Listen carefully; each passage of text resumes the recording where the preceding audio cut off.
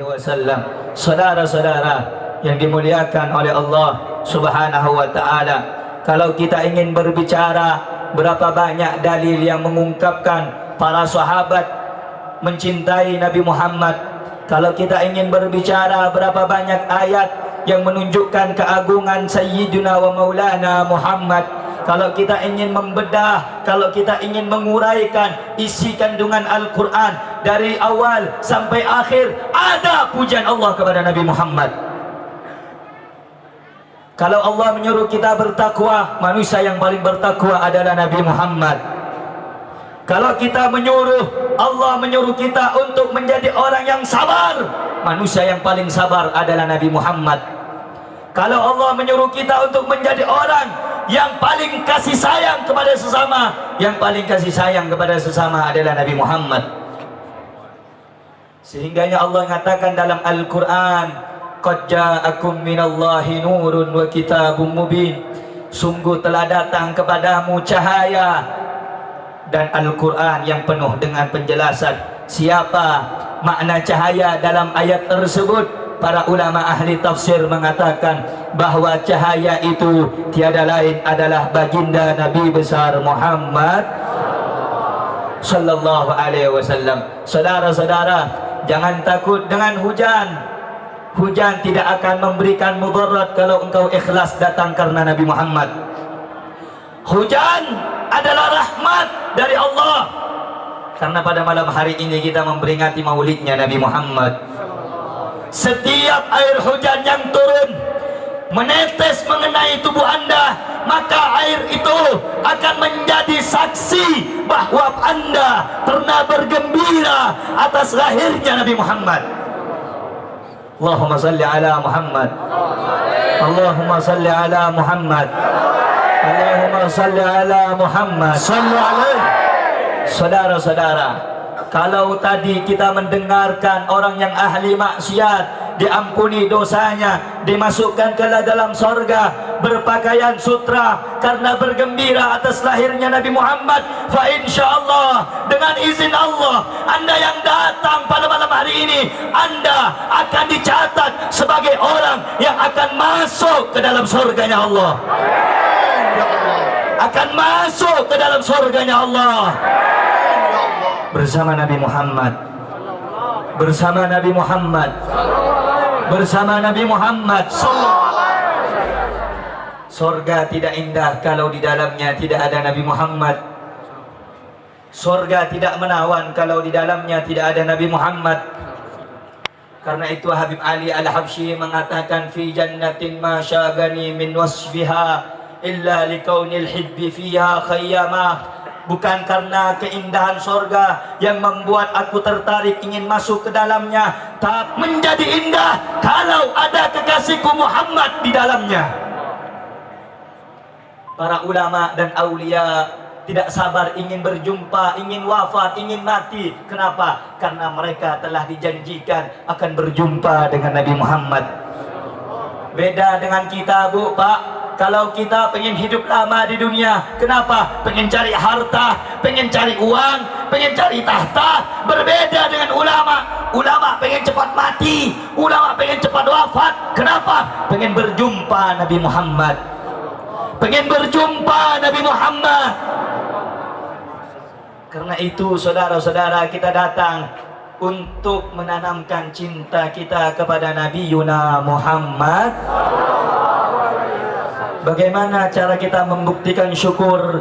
Perbanyak membaca sholawat kepada Nabi Muhammad, perbanyak membaca pujian kepada Nabi Muhammad, perbanyak mengagungkan Sayyiduna Muhammad sallallahu alaihi wasallam.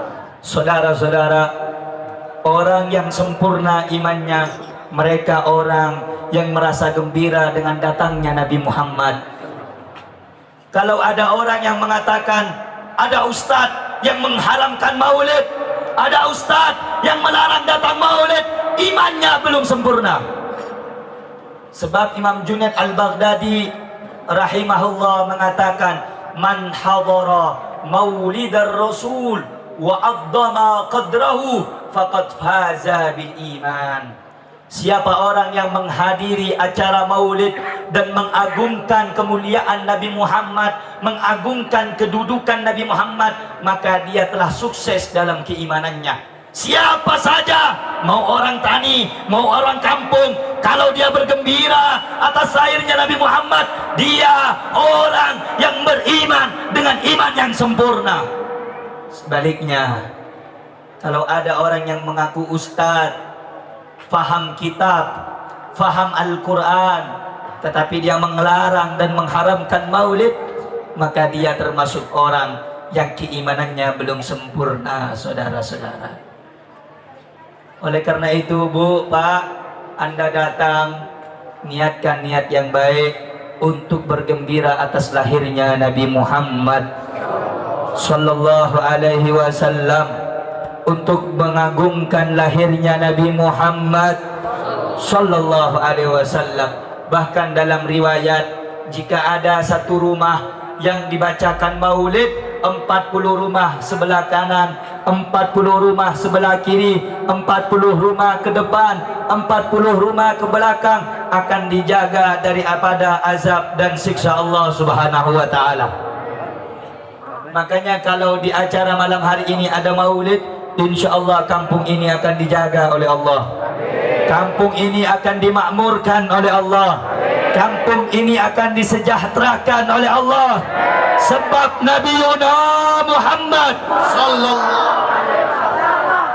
Setelah kita memaparkan beberapa banyak hal, saudara-saudara, tentang orang yang mulia, dimuliakan oleh Allah karena menyambut lahirnya Nabi Muhammad, ada juga orang-orang yang rugi, ada juga orang-orang yang celaka, ada juga makhluk-makhluk yang celaka. Siapa?